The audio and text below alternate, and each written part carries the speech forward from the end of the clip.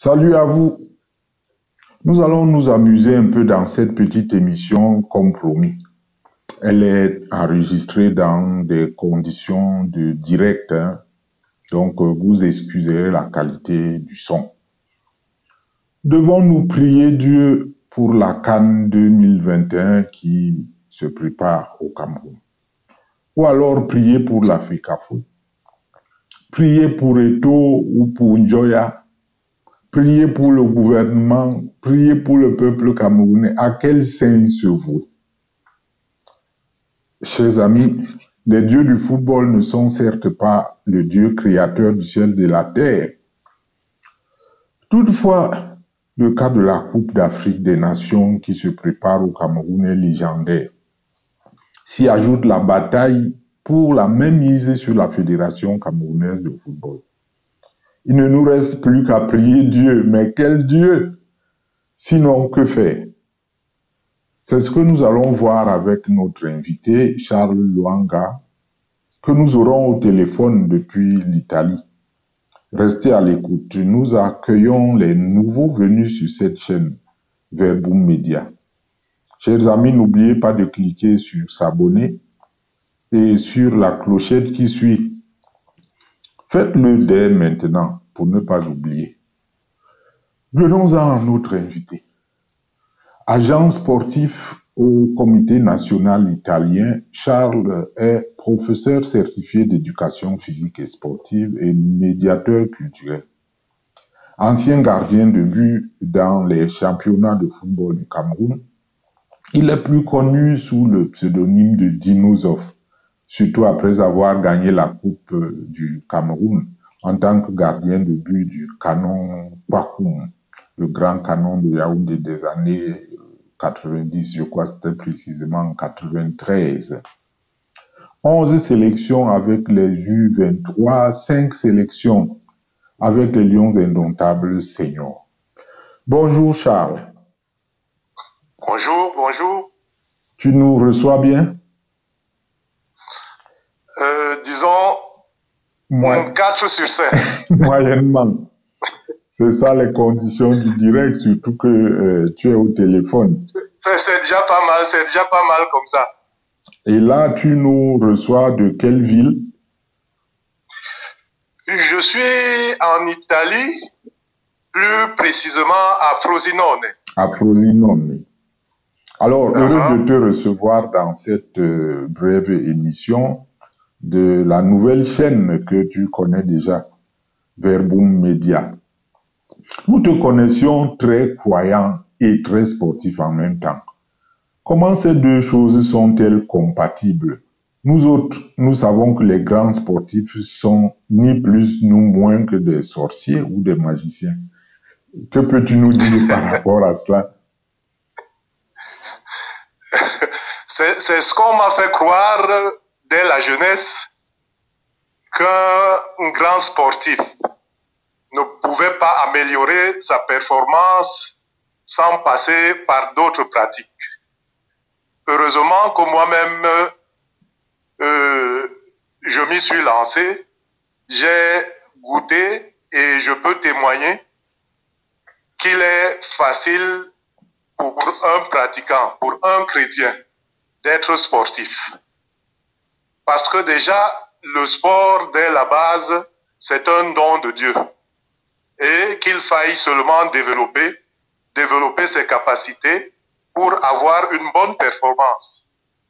Nous avons vu, en fait, prenant l'exemple sur moi-même, j'ai commencé dès la base, comme tout petit, commence à jouer devant la cour de ses parents.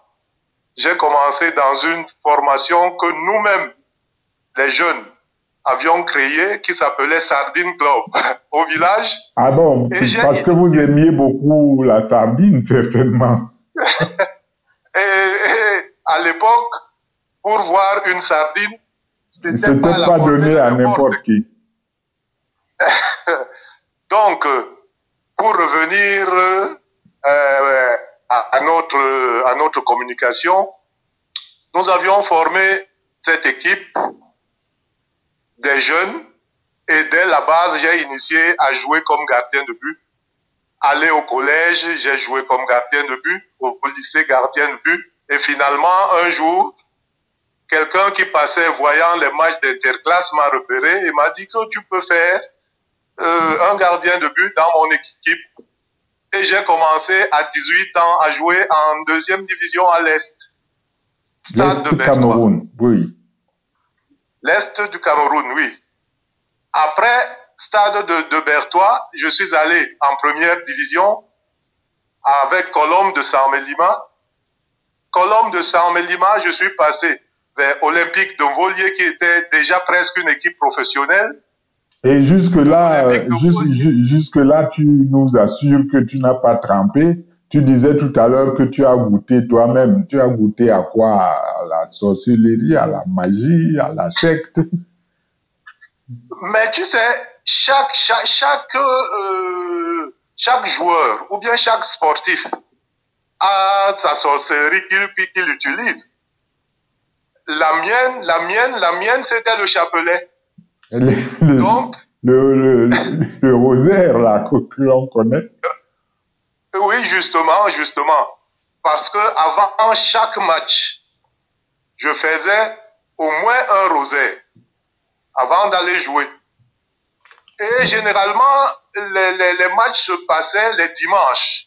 Ce qui fait que j'étais abonné à la messe de samedi soir. Donc, et j'ai fait toute ma carrière pendant plus de 25 ans. Je peux te dire que... une anecdote. Oui.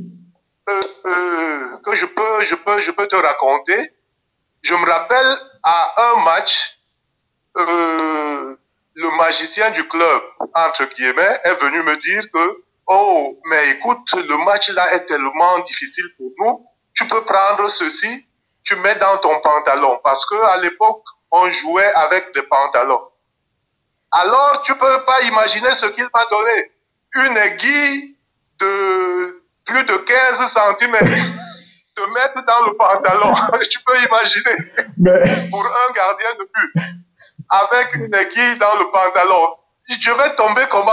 Avec l'aiguille. J'ai jeté ces bêtises-là de côté. Excuse le terme. Non, mais lui, je pense que lui, il t'en voulait personnellement. Ben, tu vois donc. Ce qui fait que je conclus directement. Je ne peux pas savoir ce que les autres ont fait, mais pour ma part, en ce qui me concerne, j'ai fait 25 ans au moins de carrière sans avoir fait ni de sorcellerie, ni de magie. Et je sais que ma sorcellerie, c'était mon rosaire. Bien, c'est un témoignage déjà d'entrée de jeu que nous prenons. Voilà, je suis sûr que nous allons avoir pour la suite peut-être beaucoup d'autres témoignages, si ce n'est des anecdotes.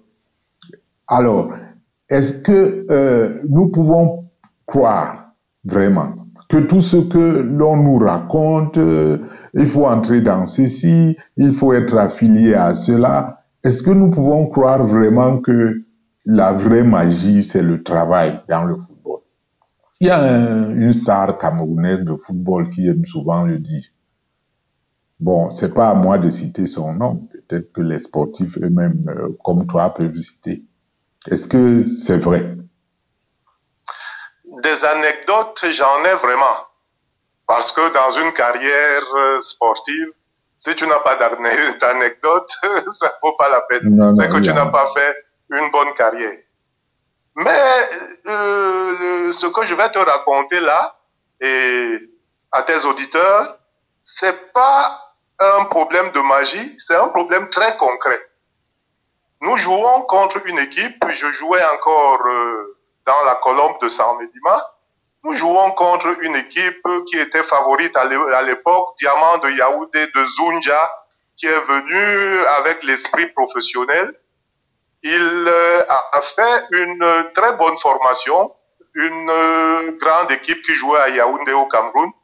Alors, pour préparer le match, le médecin arrive, il nous dit, le match étant très difficile, nous allons nous préparer. J'étais capitaine à l'époque de mon équipe et il me dit, le capitaine, tu es le premier à venir dans ma chambre. Je vais dans la chambre, il me dit, nous allons vous piquer. Je dis piquer. Il dit, oui, le match est difficile. Je dis, moi, on ne me pique pas. Il dit, non, on doit te piquer. Piquer, là, c'est quoi? C'est qu'on doit... Ouais, j'imagine, j'en ai des frissons. Non. Alors, il prend toute la bande, le président du club, le directeur sportif, et ils sont venus me dire qu'on doit te piquer. Je dis, à quoi ça sert? Moi, je suis motivé déjà comme ça. Ils disent que non. J'ai donné ma main, je dis piquer. Ils ont essayé.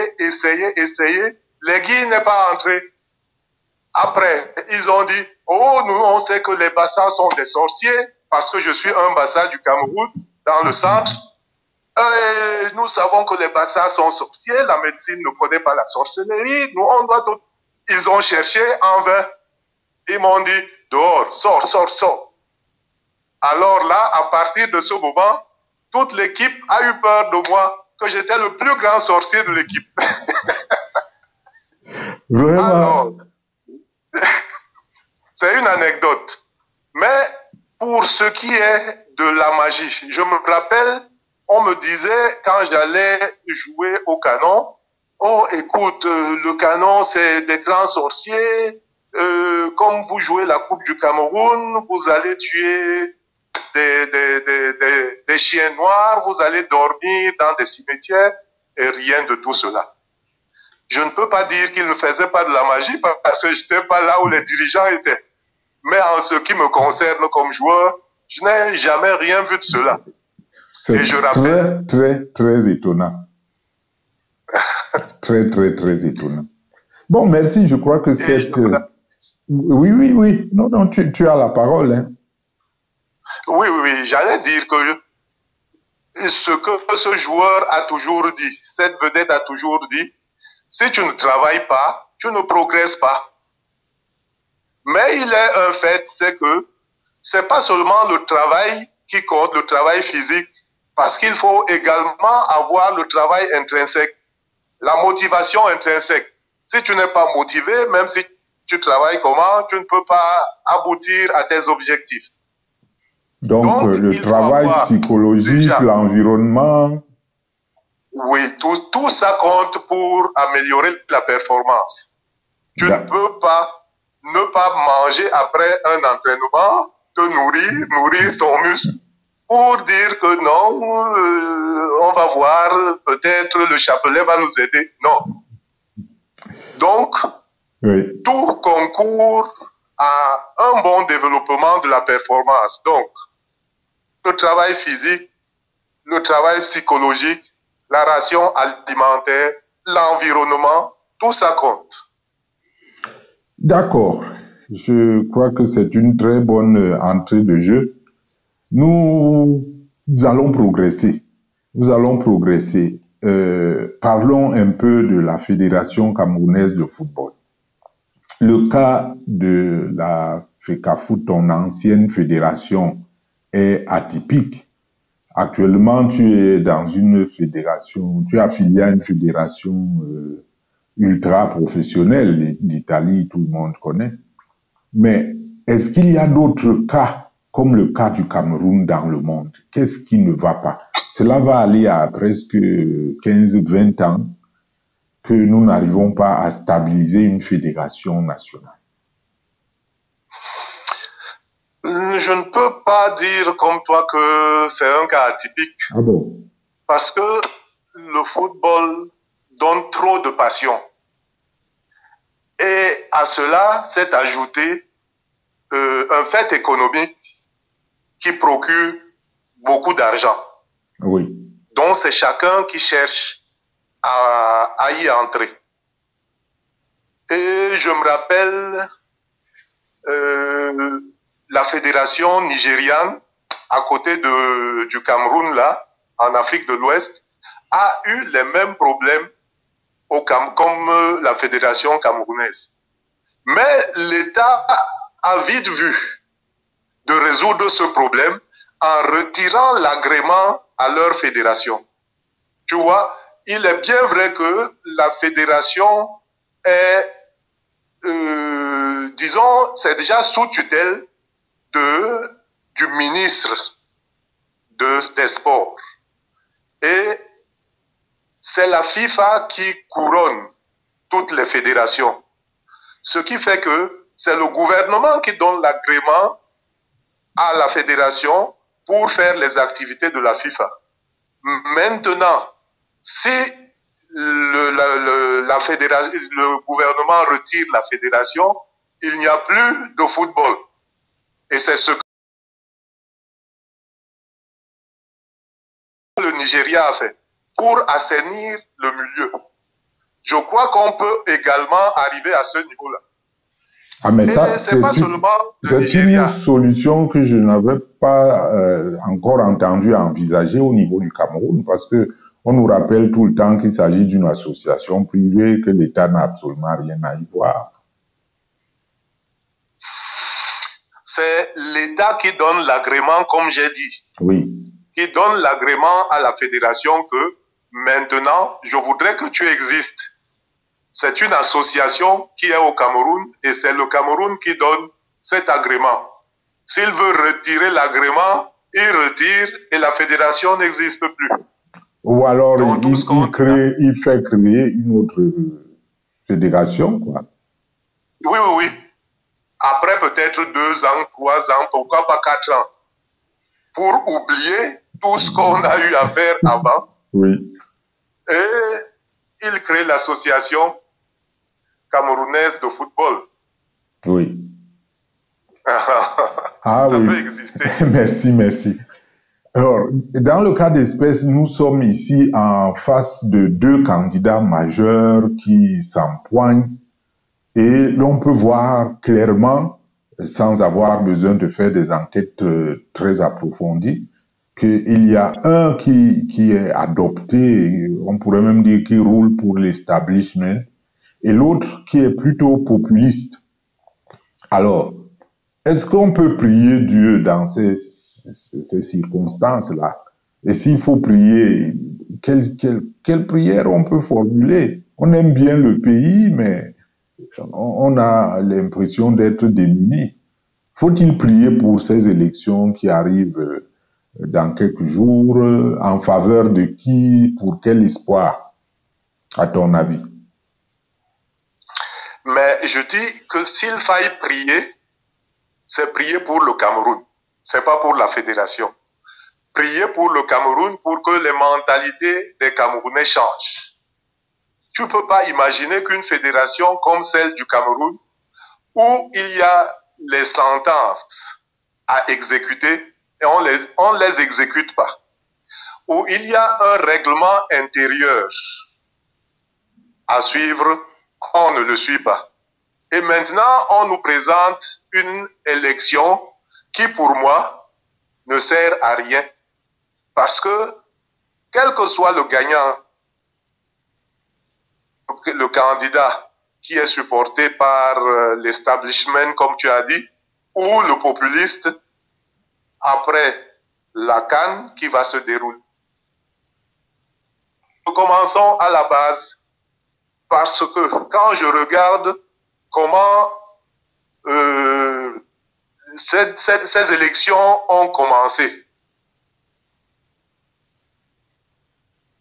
il y a un des candidats qui a dit qu'il n'accepte pas qu'on présente 147 clubs comme électeurs au niveau départemental. Il est allé voir la CCA, et là c'est le juge au niveau Cameroun. La CCA a dit que non. Les élections, vu ceci, vu cela, vu ceci, vu cela. Donc il a annulé le processus au niveau départemental. Oui. Dès l'instant où le processus est annulé au niveau départemental, on ne doit plus continuer. Mais ils se sont entêtés avec le candidat de l'establishment pour continuer et aller gagner les élections. Qu'est-ce qui va se passer? Les autres qui ne sont pas de son camp vont dire que non, allons voir les instances qui peuvent nous juger et on voit. Et on va toujours recommencer à la base. Donc, pour moi, prier pour un candidat là maintenant ne sert pratiquement à rien. Mieux prier pour que les mentalités du Camerounais changent. Merci. J'ai envie de rire, mais c'est triste véritablement parce que j'ai l'impression que le commun des mortels n'y comprend pas grand-chose. Les explications que tu nous donnes là, c'est pas tout le monde qui a cette chance. J'espère que beaucoup suivront ce podcast. La Coupe d'Afrique de football est quand même une échéance économique très importante, mais c'est aussi une occasion de donner un petit coup de souffle politique au gouvernement. Est-ce que cela ne suffit pas déjà pour qu'on prie pour que cette CAN se déroule bien? Et d'ailleurs, il s'agit de la CAN 2021 ou 2020 ou 2022. Ça dépend. Hein. Vraiment, tu me fais une colle. Parce que là, moi-même, je ne sais même plus où c'est la CAN 2019 ou la CAN 2020 ou 21 ou 22. Là, peut-être c'est Mochepe qui peut nous dire la CAN qu'on va jouer au Cameroun. Mais je pense quand même qu'il serait mieux de prier, il serait judicieux de prier pour la CAN. Prier pour le comité d'organisation.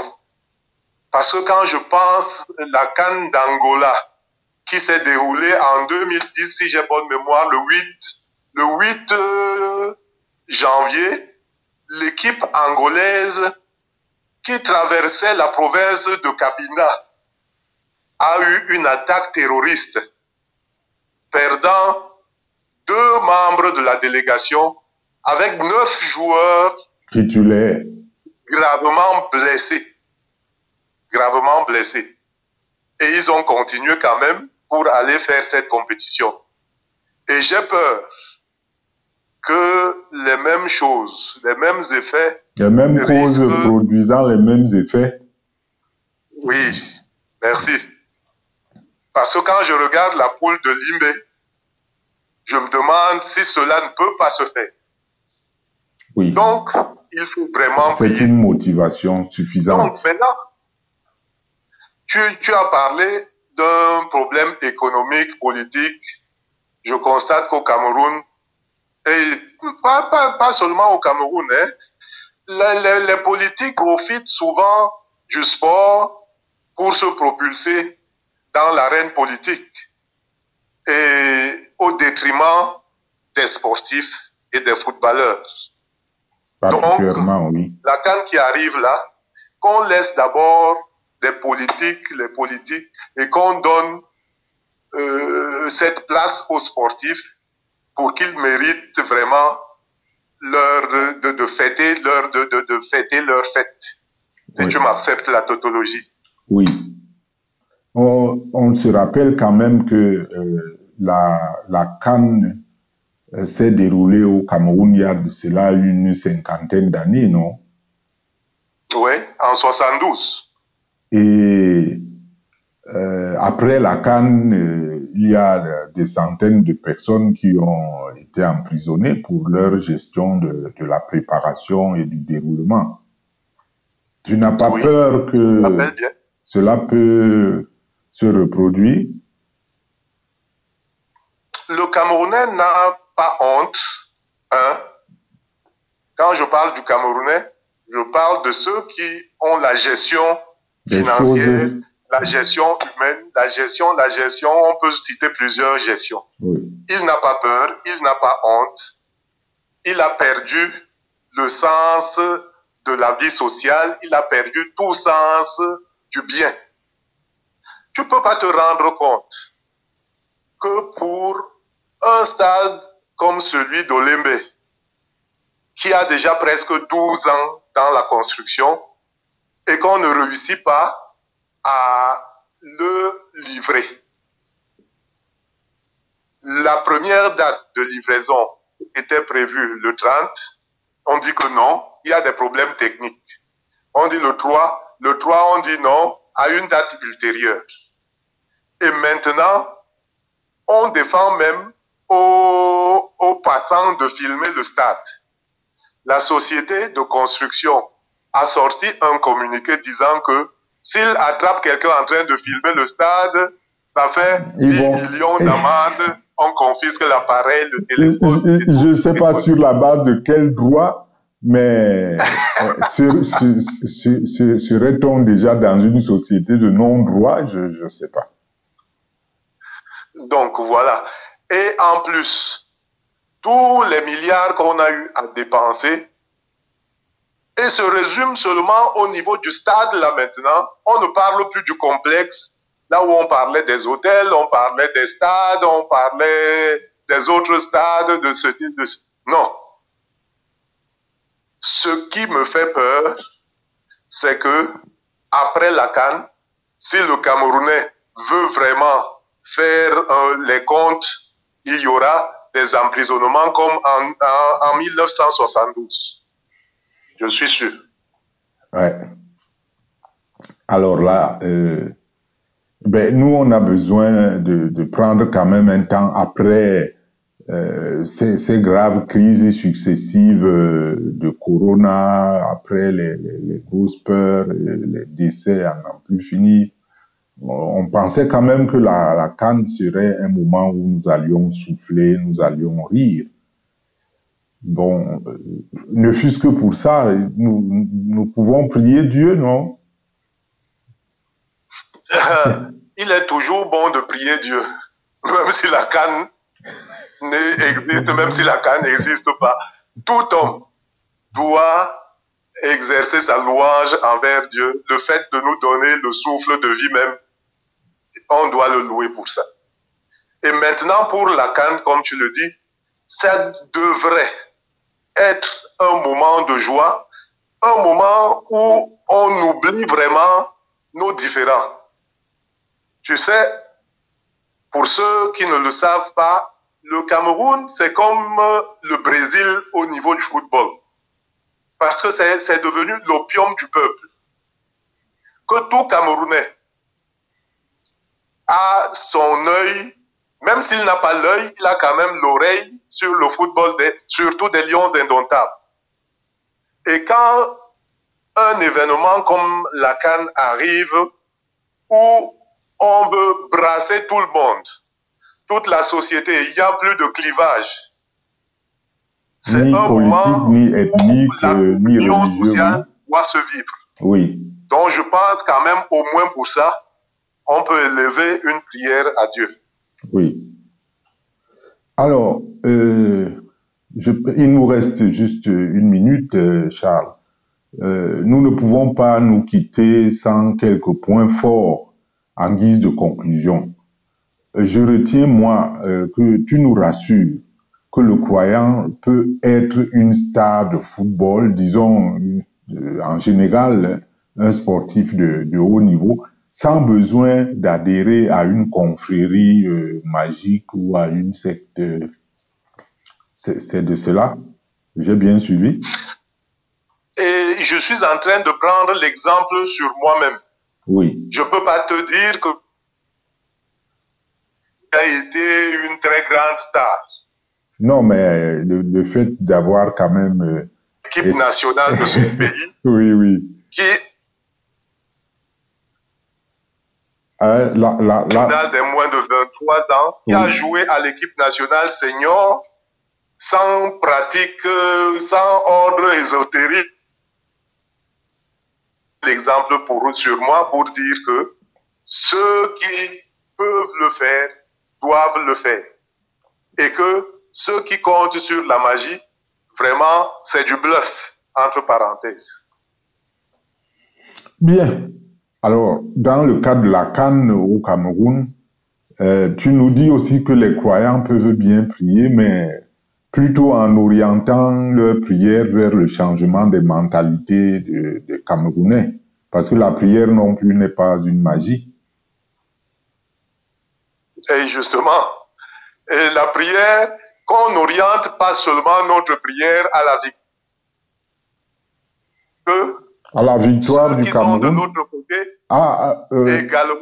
également prient pour la victoire de leurs équipes. De leur pays, oui. Donc, si on commence à changer même de mentalité, en changeant de mentalité, le football va se développer. Et quand le football se développe, on gagne facilement sur le terrain et en ajoutant maintenant la prière. Voilà, merci beaucoup Charles pour cette contribution.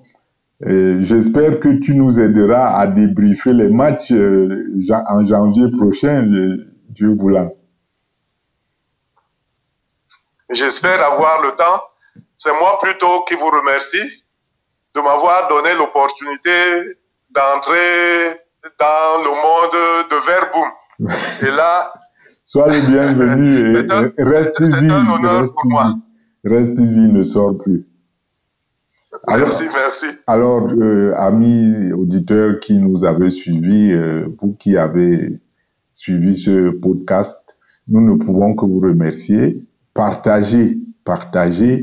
N'hésitez pas vraiment à partager pour faire connaître cette chaîne qui vous réserve encore des choses meilleures pour l'avenir. Loué soit Jésus-Christ.